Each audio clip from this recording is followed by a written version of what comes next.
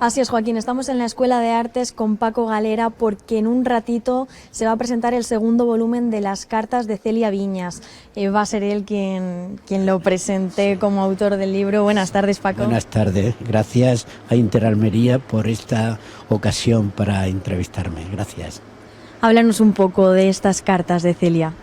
Bueno, este es el segundo volumen de las cartas, que abarca de 1950 a 1954, años de su muerte.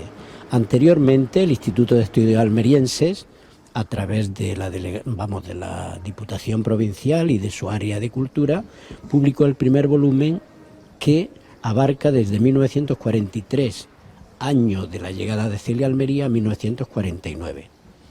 Las cartas de Celia son la mejor fuente para conocer a esta profesora excepcional que en los años 40-50 revolucionó la cultura y la educación en aquella Almería. Son su auténtica autobiografía. En ella recoge de forma bellísima sus sentimientos, la diversidad de actividades que hacía dentro y fuera del instituto, y constituye un fiel reflejo, un fiel retrato de la Almería de aquellos años. Leer una carta de Celia es un auténtico placer literario y humano.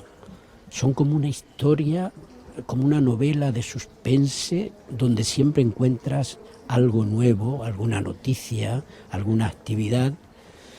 Yo animo desde estos micrófonos, desde esta televisión local, Interalmería, a los almerienses a que lean sus cartas.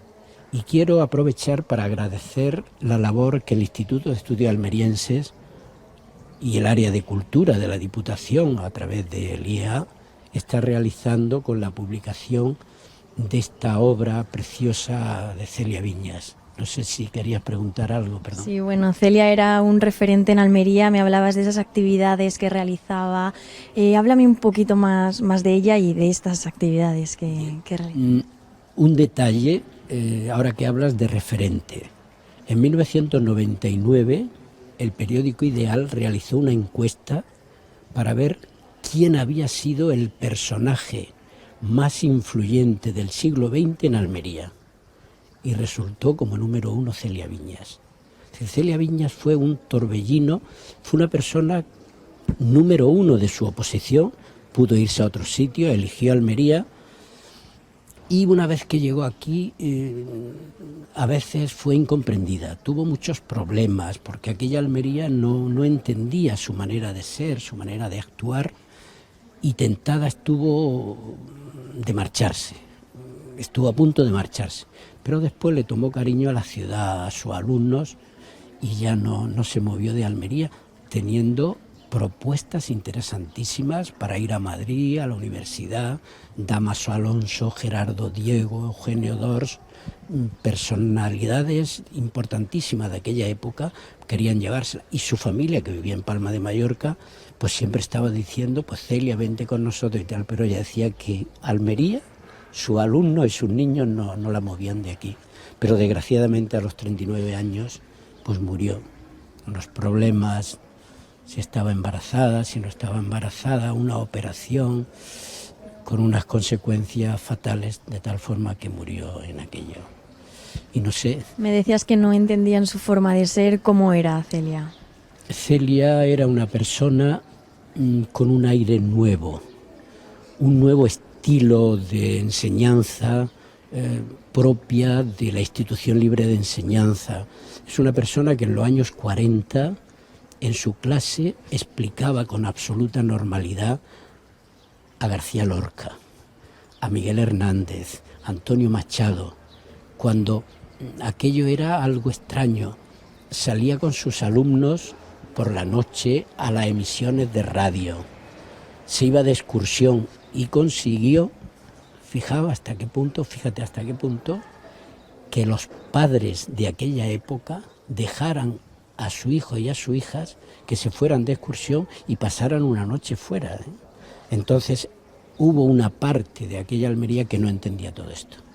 La criticaron, etcétera, pero como era una persona tan inteligente, supo ir dando sus vericuetos ganándose a la gente, y al final consiguió que Almería la aceptara. Pero al principio tuvo muchos problemas, incluso de profesores del mismo claustro del instituto, que decían: ¿esto qué es? ¿Esto qué es? Estamos hablando del año 43. Paco, ¿y qué le va a aportar a la gente estas cartas cuando las lea?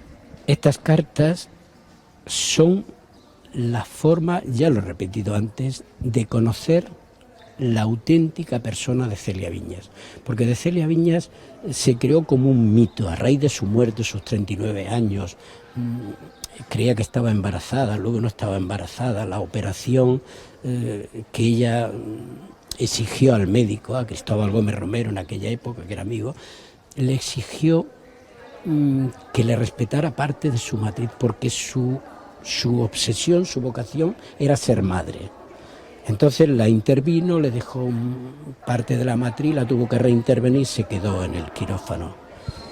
Entonces ese final creó como un mito de Celia. Pero después, a través de investigaciones académicas serias, yo realicé mi tesis doctoral sobre ella y descubrí en un momento sus cartas a su familia. Ojo, las cartas en aquella época eran como el WhatsApp de ahora.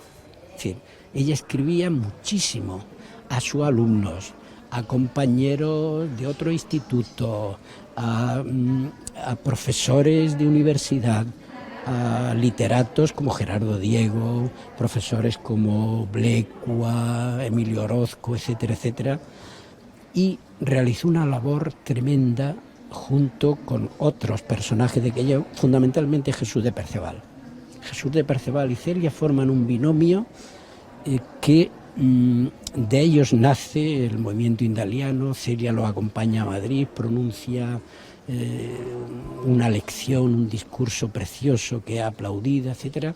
Entonces, con Jesús de Perceval realizan una labor extraordinaria. Entonces, repito que la figura de Celia se desmitifica y se ve tal cual leyendo sus cartas.